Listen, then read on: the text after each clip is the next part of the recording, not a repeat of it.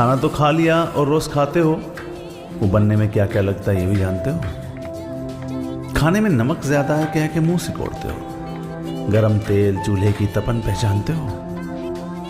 थाली रोज सजती है, नियमित समय पर रोज थाली सजती है।